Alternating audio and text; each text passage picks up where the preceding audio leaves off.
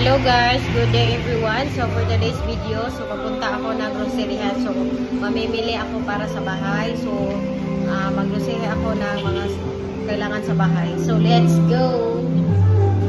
So karon na ako diri sa groceryhan guys. So bumili ako ng Fast Clean. Ito ang ginagamit namin na sabon para sa bahay. Kumuha tayo ng basket. Syempre, kapag anong kailangan sa bahay, dapat tayong bumili. So, mas makatipid tayo kung mag-grocery tayo kaysa bumili tayo sa mga maliit na mga tindahan. So, ngayon, dito na ako sa mga sabon. So, bumili ako ng sabon namin. So, yung si ate, kala ko siya dito ang sales stock. Dito naman ako sa coffee. So ang ginagamit namin sa bahay na coffee is Kopiko Brown. So yung creamy, sobrang creamy like Greatest, Kopiko Blanca. So madali akong magka-tonsil. So ito ang ginagamit namin na Kopiko Brown. So ngayon dito naman tayo sa may nakalimutan ako dito, yung sabon. So nakita ko yung Dove.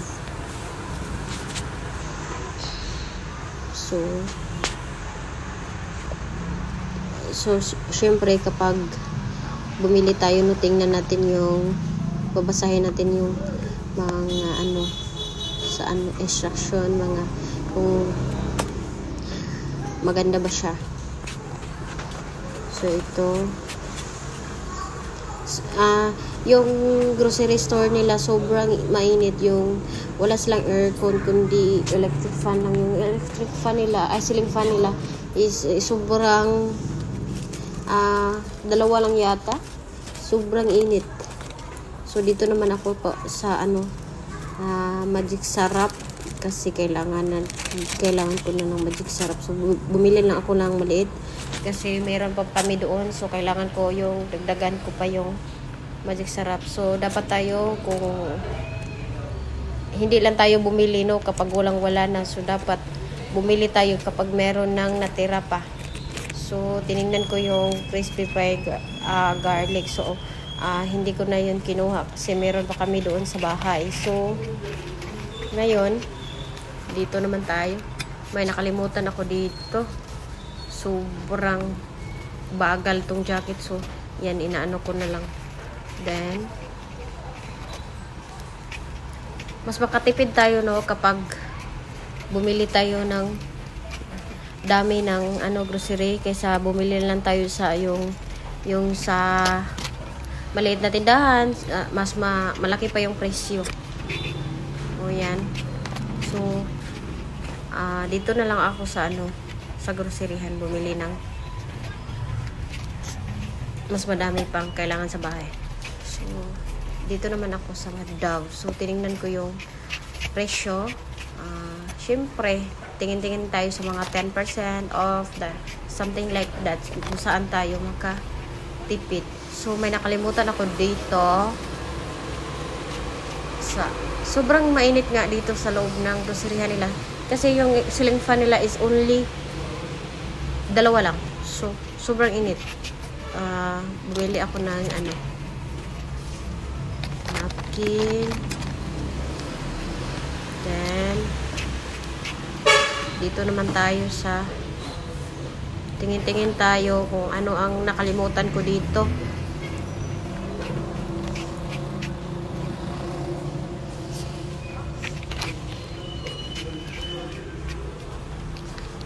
So yung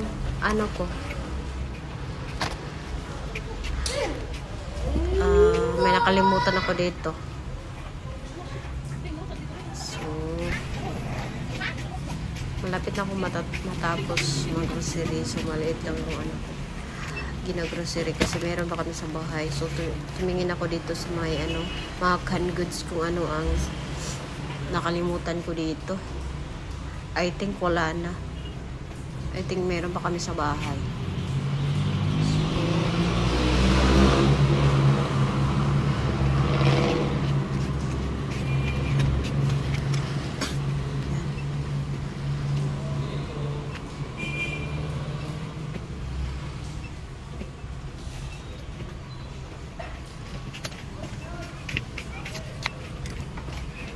So, magbabayad na ako. Papunta na ako sa counter. Kasi ang lakas ng ulan sa labas. So, magbayad na ako. So, that's it for my video. I hope magustuhan niyo. So, simple lang ang video ko. Bye-bye!